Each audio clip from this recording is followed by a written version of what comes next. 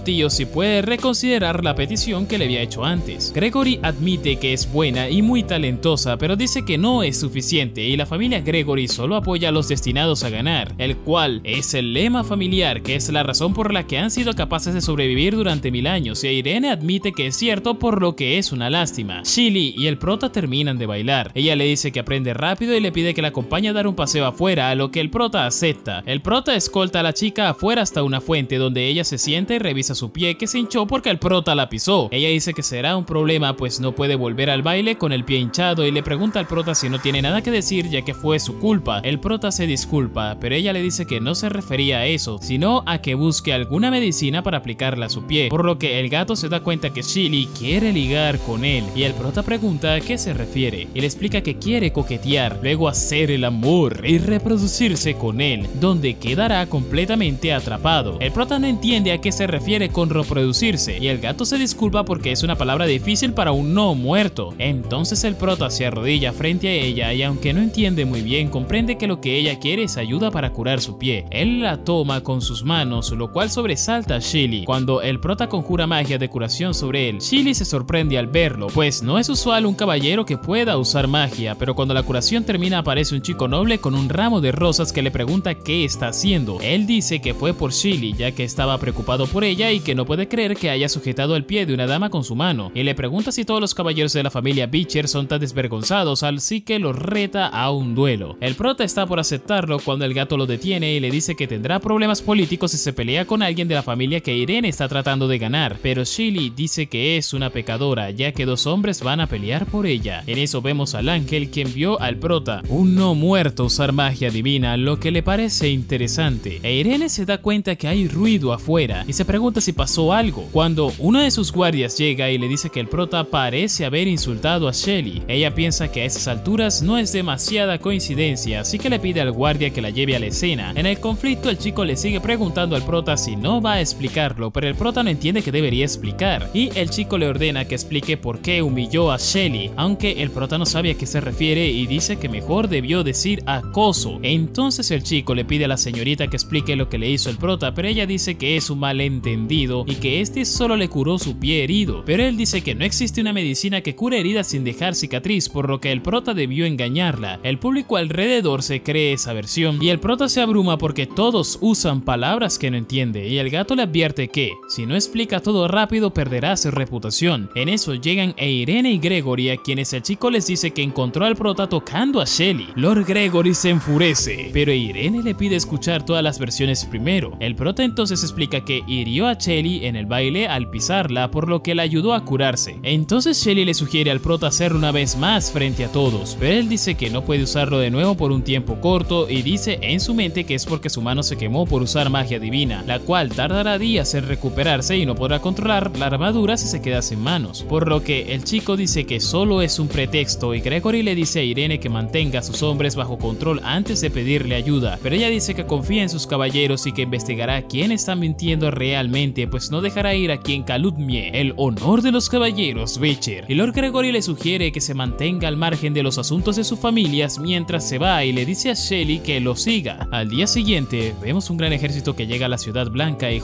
Horus dice que el conde Fleder es quien fue en su ayuda con su ejército, por lo que la situación se vuelve a su favor. Sin embargo, Irene piensa que acaba de regresar a la ciudad y el conde llegó el segundo día, por lo que sospecha que es demasiada coincidencia. Entonces ella le pregunta a Horus sobre el sujeto que acusó al prota y le dice que es uno de los pretendientes fanáticos de Shelly, llamado Matthew, por lo que debió acusar al prota por celos, y Irene dice que bajen para saludar al conde. Ya ahí Fedler le dice que espera no haber llegado tarde, pero ella le responde que llegó justo a tiempo. Entonces Fedler pregunta si Gregory ya dejó clara su posición, lo que ella duda en responder, y Fedler dice que debería atarlo y golpearlo para que decida, pero ella le pide no hacer eso y él le dice que solo está bromeando, aunque es cierto que solo decidirá cuando realmente le duela. En eso, Irene le pregunta sobre qué hay en los carros que trajo y Fedler le dice que es su hijo Jimmy, quien no puede tomar el sol por su enfermedad. Ella pregunta si puede verlo, a lo que el conde accede. Irene se acerca al carruaje y Jimmy la saluda, por lo que ella se disculpa por meter a su padre en problemas, pero Jimmy le dice que no pasa nada. Irene dice que es muy lindo y luego le pide a Fedler que entre al castillo. Ya en la oficina de Irene, sus guardias le dicen que la situación mejoró por fin, pero ella dice que el momento de la aparición de Fedler es demasiado coincidente, además de que Jimmy no se parece a su padre y tiene el pelo blanco. En un cambio de escena vemos que Matthew llega con Fedler, a quien le pide otra oportunidad y se disculpa con él por no hacer que el prota estuviera fuera del campamento Becher, ya que no esperaba que Irene prefiriera ofender a los Gregory por defenderlo. Vemos que el prota escribe sobre un libro en su habitación y el gato le pregunta qué hace. Él le dice que está haciendo una lista de cosas que debe hacer como caballero, las cuales Irene le dijo durante la ceremonia en la que lo convirtió en uno. Él le dice que los liches no suelen jurar, pero mantienen sus promesas, por lo tanto necesita cumplir con ellas lo antes posible, y empezará con la que dice que debe ayudar a quien lo necesite, así que saldrá a la ciudad a buscar a una persona así, pero el gato le sugiere que no lo haga, y cuando el prota pregunta por qué, una señora le lanza un jitomate y lo llama sinvergüenza. El prota se pregunta por qué la gente ya no es amable con él, pero el gato le dice que no es personal, sino contra la familia Becher, de la que difundieron rumores para hacerlo quedar mal, pero el prota no se siente mal por ello, ya que le dan pena a quienes creen los rumores sin molestarse en averiguar la verdad. En eso vemos a Matthew con un asesino, quienes se sorprenden porque el prota no se enojara, pero Matthew dice que no importa, pues la otra parte está lista para matar. El prota continúa por las calles cuando un chico llega corriendo y pide ayuda, a lo que el prota responde inmediatamente diciendo que lo hará sin importar lo que sea, y vemos que el carruaje de Shelly se detuvo por la multitud y el chofer le dice que esta tiene que ver con el prota. El chico le dice al prota que su hermana fue secuestrada por mafiosos y el gato le dice que es una trampa obvia, pero el prota dice que aún así lo ayudará, pues el que sea una trampa es otra razón para actuar. El grupo llega y encuentra a una banda de niños que tienen a la hermana del chico. Este les dice que lo trajo y que la deje ir, pero el líder la arroja en el aire, por lo que el prota salta y la atrapa y se pregunta cómo van a emboscarlo unos niños desarmados. Pero en eso el chico se disculpa en su mente con el prota y comienza a gritar que el caballero de los Becher tomó a alguien cautivo. El líder de la banda hace lo mismo y dice que el prota es una escoria que ni siquiera perdona a los niños. La chica entonces también empieza a gritar por ayuda y que el prota la suelte, lo que deja atónito al prota, quien se pregunta ¿qué demonios está pasando? La gente comienza a rodear al prota para proteger a los niños e intentan bajarlo del caballo mientras él dice que no hizo nada malo. Los niños escapan por un callejón y dicen que ahora conseguirán mucho dinero de su joven maestro, cuando Shelly aparece con uno de sus subordinados y captura a uno de ellos, a quien le pregunta quién es ese joven maestro. En eso vemos que los ciudadanos están humillando al prota, haciéndolo caminar con un letrero que dice que es un mal caballero, al igual que a su gato. Ellos dicen que lo llevarán al castillo para que Irene los juzgue y lo eche de la orden, pero aparece Shelly bloqueándoles el paso. Ella les pregunta ¿qué están haciendo tan cuantos de ellos reunidos y le responden que están castigando al caballero que la intimidó, pero ella les dice que se equivocan, pues el prota solo la ayudó. Entonces el ciudadano le dice que su madre lo vio acosando a una niña, por lo que Shelly pide verla. Esta pasa al frente y le dice a Shelly que no se deje intimidar por ese caballero estafador, cuando la noble le quita la peluca revelando que se trata de un niño, lo que sorprende a los ciudadanos. Ella les dice que fueron engañados por niños y le dice a su subordinado que lleve a los demás también. La gente ve que son los mismos niños que gritaron por ayuda y Shelly les explica que solo son víctimas de los rumores contra el prota y que montaron la broma ellos mismos, lo cual admiten. Ahí los ciudadanos entienden que culparon a la persona equivocada, por lo que desatan al prota, pero Shelly les dice que al nombrarlo caballero, Irene le otorgó al prota el título de varón, por lo que acaban de insultar a un noble y este tiene derecho a sancionarlos. Los ciudadanos dicen que no son culpables porque realmente no lo sabían, pero el prota dice que lo sancionará, ya que insultaron su honor como caballero, por lo que la gente se asusta y le suplican que los perdone. Él les dice que ya es demasiado tarde y deben pagar por ello, ya que el perdón no es algo de lo que los perpetradores puedan hablar. Entonces reescribe el cartel que lo hicieron sostener, donde ahora dice que es un buen caballero, y les dice que caminen con esa señal por donde lo hicieron caminar a él, y así los perdonará. Shelly comienza a reír y dice que el prota es muy gracioso, mientras los ciudadanos preguntan si realmente los perdonará si hacen eso, a lo que el prota responde que sí, pues un caballero siempre es un hombre de palabra. Así que estos comienzan a pelear por ir primero y deciden ir todos juntos, mientras vemos que Felder y Matthew observan la escena desde lo alto y el primero le pregunta a su subordinado si eso es lo que pasa cuando le dan otra oportunidad. En un cambio de escena, el prota le agradece a Shelly por ayudarlo a resolver el malentendido y ella le dice que solo le devolvió el favor, aunque le advierte quien lo inculpó fue Matthew, con el propósito de distanciar al prota de Irene, así que debería investigarlo. El gato encuentra las intenciones de las nobles sospechosas, así que le dice al prota que pregunte por qué le cuenta eso. El prota lo hace y aunque Shelly dice que eso podría acercar a su familia a Irene, le encuentra divertido, así que está bien decírselo. Shelly empieza a irse, pues dice que debe ir al teatro, cuando el prota ve que alguien sale del callejón y atrapa a Shelly. Este resulta ser Matthew, quien le dice que no se acerquen o la matará. Él le dice que había hecho todo por no involucrarla en la guerra, pero que el ayudar al prota hizo que su señor lo abandonara y que si no consigue sembrar la discordia, si pudiera eliminar al prota, seguro Felder estaría feliz. Así que le dice al prota que dejará ir a Shelly si se arranca un brazo y una pierna, o si no, la matará. Shelly piensa que el prota no lo hará, pues no es su subordinado y Matthew se burla de él porque no puede hacerlo, pero en eso el prota dice que está de acuerdo y que solo es un brazo y una pierna, así que se arranca el brazo y le dice que espera que mantenga su palabra, lo que sorprende a todos y Matthew le dice que es un verdadero lunático, pero el prota le dice que no lo es, que es un caballero, mientras le arroja su brazo a Matthew y lo derriba. Los guardias de Shelly aprovechan la oportunidad e inmovilizan al noble, y Shelly se da cuenta de que el brazo es una armadura vacía, lo que el prota explica diciendo que retrajo su brazo dentro de la armadura. Shelly le agradece de nuevo por haberle salvado la vida, pero Matthew se ríe, pues aún no están a salvo, ya que por ayudar al prota ahora los Gregory están en problemas, y dice que cuando llegue el momento estará llorando sobre el cadáver de su abuelo mientras vemos a unos bandidos llegar a la mansión de este. Gregory despierta y se ve rodeado por los bandidos, quienes asaltaron su casa y acabaron con sus guardias, y dicen que tienen mucho tiempo para hablar por ello, a lo que Gregory les pregunta de qué quieren hablar. El jefe de los bandidos se sorprende porque no pregunte quiénes son y lo que quieren, a lo que Gregory responde que da igual, pues no cree que estén ahí para matarlo. El jefe le dice que tampoco quiere hablar con él y le arroja una daga que le da justo junto a su cabeza, mientras le dice que tiene que escribir una carta a su feudo para que envíen tropas para apoyar a los Pecher contra el rey. Sin embargo, Gregory se da cuenta de que no son hombres de Irene. El jefe dice que eso no importa y que solo tiene que escribir la carta, pero Gregory vuelve a negarse, lo que enfurece al jefe, quien dice que lo matará a él y a todos los de la mansión si no lo hace. Gregory entonces dice que lo haga, pues así no tendrá sus sellos y su hijo heredará su título por el testamento en el que ni siquiera el rey puede interferir, y le pregunta cómo Felder puede enviar a un hombre como él a secuestrarlo, y el jefe se sorprende porque Gregory sepa quién es la mente detrás del atentado. En un cambio de escena vemos a Irene y Felder que discuten en el castillo sobre la distribución de sus tropas, cuando un guardia entra y dice que Felder tiene un mensajero fuera del castillo, por lo que este sale a recibirlo, pero Irene sospecha, así que le pide a Horus que siga al mensajero de su tío con un grupo de hombres. Felder lee en el mensaje que Gregory se dio cuenta que fue él, así que les dice a los bandidos que continúen como les indicó. El noble le regresa con Irene y ella le pregunta qué pasó, a lo que su tío responde que nada grave y solo asuntos de su feudo, pero ella le dice que, debido a la guerra, la ciudad está bajo ley marcial y las puertas de la ciudad no se abren durante la noche sin su orden, por lo que le cuestiona cómo es que su mensajero entró a la ciudad. De vuelta a la mansión, los bandidos esperan al mensajero cuando en vez de este llega es Shelly. Ella entra en la mansión junto con el gato del prota y se queja porque nadie la recibiera cuando vemos al jefe bandido que la espera detrás de la puerta. Los bandidos amordazan a la chica y la arrojan junto a Gregory mientras dicen que es un regalo caído del cielo. El jefe le dice al noble que es un hueso duro de roer, pero que con su nieta es diferente, pues todo el mundo en la ciudad sabe lo mucho que la mima, y le pregunta qué le pasaría a ella si se niega a escribir la carta, lo que enfurece a Gregory. El bandido toma a Shelly y le pregunta a Gregory qué puede hacer si algo le pasa a ella en ese momento. Luego le quita la mordaza a la chica para que pueda hablar, pues dice que la tortura no es divertida sin gritos, pero ella solo le saca la lengua y dice que se nota que no ha logrado amenazar a nadie bien, pues sus amenazas son demasiado flojas, por lo que el bandido se enfurece y la golpea, y le dice a Shelly que verá si sus amenazas funcionarán o no. Ella le pregunta por qué no lo intenta, mientras vemos al gato detrás del jefe, quien salta para arañarlo y de pronto activa un círculo mágico. Unos momentos atrás vemos que Shelly y el prota llegaron a la mansión, pero por la falta de luz la chica dice que algo anda mal. El prota entonces dice que entren para salvarlos, pero Shelly le dice que no, pues la mansión tiene demasiadas habitaciones, así que deben determinar primero dónde se encuentra su abuelo. Entonces el prota pregunta qué deberían hacer y Shelly le dice que la deje entrar sola y que cuando llegue el momento él encuentre una forma de seguirla a escondidas. El prota le dice que será difícil por su armadura, pero que si encuentra la ubicación de Gregory podrá ir allí directamente si tiene al gato con ella. Este le dice que no daría tiempo de correr a avisarle, pero el prota no se refiere a eso y le da un collar que dice es el amuleto desechable que le robó al Gran Lich, el cual solo debe colgarse en el cuello y golpearlo contra el suelo mientras grita su nombre para invocarlo. Y cuando volvemos al presente vemos al prota aparecer frente a los bandidos, quien dicen que no hay lugar para una sola sombra en cada rincón donde brilla el sol, y que los sanciona en nombre del Espíritu Santo, lo que hace estornudar al ángel, quien es una mensajera del Espíritu Santo que suele pasar por ahí. Uno de los bandidos le advierte al jefe que se trata del prota, pero que este dice que está solo, así que pueden acabar con él juntos. Uno de los bandidos ataca al prota, pero este apenas roza su armadura y lo saca volando de un golpe. El jefe les dice que no tengan miedo, pues solo tiene fuerza física y ganarán cuando lo rodeen y tomen a la rehén. Pero el prota dice que él ganará y de un golpe bloquea el ataque del jefe. Este se queja por el dolor de su mano cuando se da cuenta que el prota acaba de atarlo con cadenas mágicas llamadas cadenas de haces luminosos, con los que en un movimiento captura el resto de los bandidos. Momentos después, Shelly y su abuelo se preguntan si están bien, y el noble reflexiona que las habilidades del prota fueron magia y que el único humano en el mundo que puede usarla libremente es el paladín de la Orden Sagrada, por lo que piensan que deben de volver a examinar a la familia Becher, ya que pudieron haber pedido el favor de la Orden Sagrada. El prota le pregunta a Shelly qué deberían hacer con los bandidos y ella le dice que se encargará de ellos. Primero le pregunta al jefe si su nombre es Eddie Daniel y este se sorprende porque lo sepa. También ella le dice que sabe de su familia y dónde viven, por lo que Eddie le dice que no les haga nada, pero Shelly le dice que no tiene nada contra ellas, pero que quien los envió podría hacerlo cuando se entere de que fallaron, así que les ofrece dos opciones. La primera es revelar quién los envió, mientras que la segunda es que mueran para borrar la evidencia y que sus familias no sean implicadas. Y Eddie dice que ir en contra de ese hombre traerá la muerte a su familia, por lo que le pide a Shelly que cumpla su palabra de no atacar a su familia y de repente muere, por lo que Shelly concluye que mordió la cápsula de veneno en sus dientes. En eso Shelly ve a su abuelo atento en la ventana, por lo que le pregunta qué pasa, y él dice que la familia Becher llegó a recogerlos, mientras vemos la llegada de los caballeros de Irene, quien dice que es rápida en sus acciones, pues parece que siguieron al mensajero que contactó con Felder, por lo que deben salir para no hacerlos esperar, ya que es hora de ir a hablar con ella. Irene le pregunta a Felder si quiere explicarle algo, pero este dice que no, solo que algunas personas necesitan que les duela para tomar la decisión correcta. Irene les dice que no le dio permiso para ello, pero Felder dice que ella tampoco se opuso e incluso le agradeció por su orientación, por lo que ella lo mira con frialdad. Felder le dice que apoyarla es un riesgo, y ya que la ayudó cuando estaba débil, debería estar agradecida con él, y ella dice que aprendió la lección. Momentos después, Abby se queja con Irene y pregunta cómo se atreve Felder a pedir que le dé las gracias después de todo lo que hizo hechizo, pero ella le dice que se calme, pues golpearlo ahora podría provocar a las otras fuerzas que se unieron contra ellos, y pregunta cómo está el conde Gregory, a lo que el guardia responde que está bien gracias al prota, quien también fue blanco de Felder y logró encontrar al conde siguiendo pistas. Irene se encuentra con Gregory y él le pregunta si discutió con Felder, a lo que ella dice que sí y le cuenta lo que dijo, pero que no pudo hacer ningún movimiento contra él y le preocupa que pueda ser una rata del rey, pero el conde le dice que no es tan simple y que si hubiera querido poner sus manos sobre él habría causado disturbios para que el rey enviara tropas, y le pregunta cómo sospechó tan rápido de él. Entonces Irene le cuenta que Felder llevó a su hijo Jimmy con él, pero este tiene pelo blanco como solo lo tienen los Becher, por lo que sospecha que sea el hijo bastardo que encontró el rey, y solo les queda esperar a ver cómo se desarrollan los eventos. En eso vemos a Felder entrar en una habitación del castillo, donde se encuentra Jimmy, quien le pregunta cómo se atreve a ir con él a esa hora del día. Entonces Felder se arrodilla y le pide disculpas llamándolo su señor. El niño le dice que no hay problema y le pregunta qué pasó para que pida su ayuda. Ahí el noble le cuenta que el prota ha saboteado sus planes desde el principio en el puerto de Hamlet, que es alguien extraño que nadie sabe de dónde viene y actúa como un niño, pero también es muy fuerte y valiente, además de leal a Irene. Jimmy entiende entonces que el noble quiere que el prota desaparezca y dice que lo ayudará, pues también tiene curiosidad por él, mientras lo vemos liberar una horda de murciélagos y que él tiene alas también. De pronto vemos que uno de los murciélagos es atrapado por el ángel, quien solicita permiso para eliminar a Jimmy, quien dice que es un vampiro menor de edad, pero su contacto le dice que solo puede mirar y no hacer nada, pues debe actuar de acuerdo al protocolo hasta que el otro lado mate a un humano, y ella responde que están apareciendo demasiados desviados y tiene el presentimiento de que se reunirán más en la ciudad. Irene se reúne con Felder y Gregory y les pregunta su opinión sobre el despliegue de la línea defensiva para la batalla. Felder dice que con el ejército de Gregory pueden ampliar la línea y este está de acuerdo, pero siempre y cuando no pongan a su ejército con los descarados de Felder, ya que podría apuñalarlo por la espalda, y Felder dice que debería estar dispuesto a eso si va a pelear de su lado. En eso llega Jimmy, quien le reclama a Felder el por qué no ha jugado con él, pero este le dice que no puede, así que el niño pide jugar con el prota. En un cambio de escena, el prota le pregunta por qué están yendo al subterráneo en vez de jugar. Este le dice que no se preocupe y cuando llegan le da la bienvenida al patio de recreo subterráneo donde nadie los molestará, pero en eso aparece Shelly detrás del prota y pregunta por qué los llevó ahí para jugar, por lo que Jimmy le dice molesto que solo invitó al prota y ella fue por su cuenta, y ella responde que es porque estaba aburrida, así que pueden jugar todos juntos. Jimmy acepta y dice que tal vez sea mejor así, pues jugarán al juego del valiente y el dragón, que consiste en un malvado dragón que secuestró a la princesa, por lo que el valiente emergió y mató al monstruo, pero de pronto Jimmy usa una habilidad llamada Ojo del Ilusionista, con la que hipnotiza al grupo diciéndole a Shelly que ella es el valiente, mientras que el prota es el dragón, que son enemigos mortales y lucharán entre sí por la princesa. Pero en eso el prota pregunta si puede mejor ser el valiente, pues es un rol más adecuado para un caballero, y Jimmy se da cuenta de que su hipnosis no tuvo efecto en él. Ahí el gato golpea al prota y dice que solo es la montura de él, el señor dragón, por lo que Jimmy piensa que solo se equivocó de objetivo y vuelve a intentar hipnotizar al prota, pero este sigue sin sucumbir al hechizo. En eso Shelly aparece detrás de Jimmy con un ladrillo mientras lo llama princesa y le pide que retroceda. Él se da cuenta que es debido a la historia que contó antes de la hipnosis, y Shelly comienza a golpear brutalmente al prota, y cuando lo derrota le dice que vuelvan al castillo con una cara terrorífica que asusta a Jimmy, quien le grita que se aleje y que alguien venga rápido a ayudarlo. En un cambio de escena llaman a los doctores con urgencia y vemos a Shelly y el gato recostados en cama, mientras Irene le pregunta al prota por qué Shelly cayó en coma tras salir con ellos. El prota le dice que no conoce la razón, pero los médicos dicen que fueron afectados por magia negra que requiere un sacerdote para su tratamiento, lo que hace que se pregunte si fue Jimmy y por qué el prota está bien. Abby dice que tal vez es porque el prota tiene la protección del Espíritu Santo, y Irene piensa que entonces debe poder encargarse de Jimmy. En un cambio de escena vemos a una chica vampiro llamada Dora que llega con Jimmy, quien en realidad se llama Jones, ya que le trajo comida, pero encuentra a este llorando bajo una manta y dice que le dará una paliza a quien lo intimidó. Jones le dice que guarde silencio y que su malestar es porque una humana lo amenazó con un ladrillo y lo abrazó en público, por lo que va a vengarse, ya que si no fuera por Felder no estaría en esa situación, además de que si hace algo más Irene sospechará de él. Dora dice que no es tan complicado, pues solo tiene que ordenarle que mate a quienes necesite, pero él la regaña y dice que no puede pueden matar gente debido al acuerdo con los ángeles, que ya deben de estar vigilándolos por sus acciones. En eso vemos al ángel llamada Catherine, que saca su espada y su supervisora le dice que no sea impulsiva, pero ella dice que solo la está limpiando. Dora pregunta entonces qué deben hacer y Jones dice que ya planeó cómo deshacerse del prota mientras bebe la sangre, pero de pronto le escupe porque huele a vino, y es porque ella la extrajo de un borracho, quienes son los únicos que no sospecharían de la herida, y le dice si mejor debería llevarle sangre de cerdo, lo cual hace sentir mal al chico, pues es de sangre verdadera, y dice que solo esperen, pues revivirá a la gran raza de sangre. Pero al día siguiente vemos al prota en su habitación, a quien le ordenaron que juegue con Jones, y esta vez jugarán un juego familiar en el que el prota será el padre y Jones el hijo, y le dice que saldrán a pasear bajo el sol, mientras Jones se desmaya por el contacto de este en su piel. En un cambio de escena vemos a Jones en armadura que va cabalgando por la calle con el prota, a quien la gente saluda y Jones se pregunta cómo acabó así. Entonces vemos que el prota se disculpó con él, pues no sabía que le afectaba el sol, pero que tenían que salir a dar un paseo para el juego. Jones le dice que salga de su habitación y lo deje en paz, pero el prota dice que no puede hacerlo ya que Irene le pidió que jugara con él todo el día, así que un incidente legendario los espera afuera. Jones le pregunta por qué escucha todo lo que ella dice, cuando de pronto el prota hace un agujero en la pared de un golpe y le dice que Irene le dijo que estaba bien golpear al niño si no escuchaba, por lo que este aceptó aterrado. De vuelta al presente, Jones le dice en su mente que espere y estará en problemas en un par de días. En eso vemos a los niños que emboscaron al prota ocultos en un callejón, cuando este los ve y creen que los descubrió, pero el prota solo les dice que no se metan en los callejones pues podrían correr peligro. Esto conmueve a uno de ellos, quien finalmente se disculpa con el prota por lo que le hicieron. Él cuenta que son huérfanos adoptados por la iglesia, que por la guerra se quedó sin dinero y aceptaron el trabajo para ayudar al padre, pero que el prota les donó toda su fortuna al enterarse de esto en lugar de castigarlos, por lo que tienen un gran respeto por él. El prota les dice que solo hizo lo que haría cualquier caballero, pero ellos les dice que él fue el único que lo hizo, así que juraron convertirse en caballeros cuando crecieran, a lo que el prota dice que por qué esperar a que crezcan y que se unan a él ahora para formar una orden de caballeros, por lo que los lleva a la iglesia para que les den su título, mientras le preguntan por Jones y él les dice que es su hijo adoptivo temporal, y ellos dicen que también quieren ser sus verdaderos hijos y les dice que a partir de ese día todos lo son. El grupo llega a la iglesia y el prota le hace la solicitud al padre, quien piensa que están jugando y los deja entrar. Sin embargo, dice que alguien está rezando y tendrá que esperar un poco, y en eso la persona se presenta como Catherine, quien le dice que es la primera vez que se ven y el prota reconoce las vibraciones especiales que ella emite. El grupo de chicos recita el juramento de caballeros frente al prota, quien al terminar acepta su lealtad y les otorga el título sagrado, así como la promesa de que los cuidará de por vida mientras no rompan su juramento, por lo que los niños comienzan a festejar, pero el prota les dice que no se pongan tan contentos aún, pues solo son aprendices y que mientras les consigue armaduras y caballos, tienen que pensar en un nombre para la orden, así como el estandarte. Ellos le dicen que es un jefe muy considerado, pero él les dice que como su líder, ahora deben llamarlo capitán, pero en eso siente la presencia de Catherine y se queda mudo. El prota piensa que no se arrepentirá del camino que eligió y aunque estaba preparado, no esperaba que el momento llegase tan pronto, pues aunque intentaba ocultarlo, no le cabía dudas de que Catherine es un ángel. El prota comienza a pensar que debería ser, pero ella le dice que no le hará nada, pues no está haciendo daño a nadie y solo tiene curiosidad de hablar con él. El prota entonces se sienta junto a ella y Catherine le pregunta por qué quiere ser un caballero, a lo que él responde con emoción que porque es genial y le encanta el respeto que recibe de la gente. Catherine sospecha de él y le dice que el camino del caballero no es fácil, pues puede perder ese respeto y su señor puede empezar a cuestionarlo, lo que lo hará miserable. Pero mientras se va, el prota piensa que no entiende cómo eso podría pasar, además de que Irene es una buena señora, por lo que Catherine debería conocerla primero antes de hablar con él. En eso el padre lo detiene y le agradece por su ayuda, ya que gracias a ella los niños dejaron de ser tan traviesos y comenzaron a leer el libro sagrado por su cuenta, así que debería ser reconocido por la Santa Orden, lo que emociona al prota, quien le pregunta si podría ayudarlo a conseguir ese sello, a lo que el padre le dice que sí, pero que el resto de la iglesia lo dejó solo para cuidar de los niños por la guerra y que solo puede seguir haciéndolo mientras él le siga dando ayuda financiera, por lo que el prota entiende que necesita dinero y dice que va a la taberna. En la noche vemos que Dora encuentra a Jones demacrado y le pregunta qué pasó, a lo que él le cuenta todo lo que el prota lo hizo hacer, desde obligarlo a jugar y romper el muro hasta entrar a una iglesia, pero Dora se burla de él, lo que entristece a Jones y ella le da un abrazo para tranquilizarlo. Entonces Entonces Dora le dice que si está tan agraviado solo le pidan al rey que envíe tropas, pero él dice que no puede tomar el país por la fuerza y que resistirá todo por el renacimiento de la raza de sangre. En la taberna unos comensales dicen que el prota tiene habilidad mientras lo vemos ganar otro juego con el que consigue un saco de monedas, pero cuando está por irse un borracho le interrumpe y le pide 100 monedas de plata, las cuales el prota le da. Unos chicos ven la escena y le piden dinero al prota también, diciendo que tienen familiares enfermos, y vemos que el prota estuvo dando dinero hasta el amanecer, por lo que piensa que debe conseguir más dinero para ayudar a todos, y solo le sobraron 2 monedas de plata para el padre. Cuando regresa a la iglesia, los chicos le dicen que ya tienen nombre para la orden, que es la super invencible Orden del Señor Lunar de la Plata. Además de que trabajaron toda la noche en la bandera de la orden. Esto enorgullece al prota, quien dice que está genial y que comenzarán a entrenar para ser los caballeros número 1 en la ciudad. Ahí uno de los chicos se le pregunta por Jimmy y el prota dice que lo olvidó, pero que irá a casa y lo llevará con él. Después vemos a Dora que encuentra a Jon demacrado de nuevo, quien le cuenta que el prota lo obligó a aprender a montar a caballo bajo el sol. Luego le enseñó esgrima, aunque la técnica de este era peor que la suya, y luego tuvo que estudiar novelas de caballeros, danza y tareas del hogar, en las que descubrió que el prota tiene una obsesión con la ropa de mujer, por lo que le dice a Dora que le pida ayuda al rey o si no será asesinado por el prota. Ella le pregunta si no dijo que no tomaría el ducado por la fuerza, pero él dice que la situación cambió y que se lo torturan hasta la muerte. Entonces, ¿cuál es el punto de obtener el ducado? Por lo que Dora se transforma y dice que preparará todo. Tiempo después, vemos que un mensajero anuncia que el rey ha convocado a sus señores para que reúnan sus tropas en la capital. Dora encuentra de nuevo a Jon deprimido, por lo que pide ayuda al rey, y otro mensajero anuncia que él,